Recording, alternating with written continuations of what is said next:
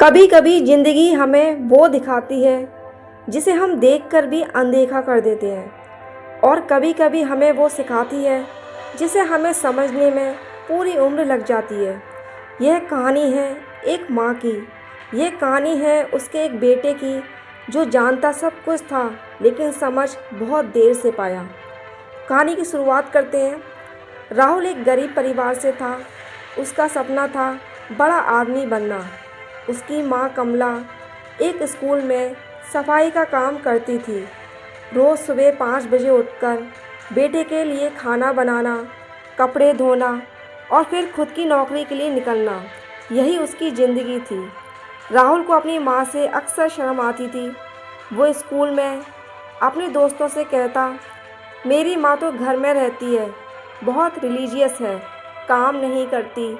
असलियत वो किसी को बताता नहीं था। एक दिन राहुल को कॉलेज में एडमिशन मिल गया। एक बड़ा शहर, बड़ी यूनिवर्सिटी। उसके पास ना अच्छे कपड़े थे ना अच्छे जूते, लेकिन माँ ने चुपचाप अपने कंगन बेचकर बेटे के लिए नए जूते और बैग दिलवाया। राहुल ने बिना भावुक हुए सब रख लिया। बस कहा, माँ, गांव की तरह वहाँ मत आना, लोग क्या कहेंगे। माँ ने सिर झुका लिया, मुस्कुराई और कहा, तू जा बेटा और बस कामयाब बन जा। शहर में ज़िंदगी बदलती है, उसी तरह राहुल भी बदल गया। राहुल को वहाँ नए दोस्त मिले, एक अच्छा जॉब मिल गया। वो बदल गया। अब उसे अपने गांव, अपनी माँ सब छोटे लगने लगे। 2 साल तक उसने माँ को फ़ोन नहीं किया। माँ रोज़ एक पुरानी चप्पल पहनकर डाकघर जाती, यह देखने के लिए कि बेटे की चिट्ठी तो नहीं आई, लेकिन कुछ नहीं आता था।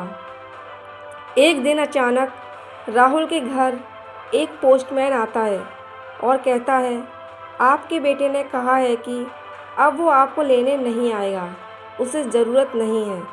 माँ कुछ नहीं बोलती, अंदर जाकर अपने बेटे की पुरानी किताबें उठाती है, चप्पल पहनती है और सड़क पर अकेली निकल पड़ती है, बिना ट्रेन टिकट, बिना पैसे। शहर में माँ बेटे से मिलने पहुँचती है। जब राहुल उसे देखता है तो अपनी गर्लफ्रेंड के सामने चिल्ला पड़ता है, कहा था ना, यहाँ मत आना, तुम मेरी इज्जत ख़राब कर दोगी। माँ कुछ नहीं बोलती।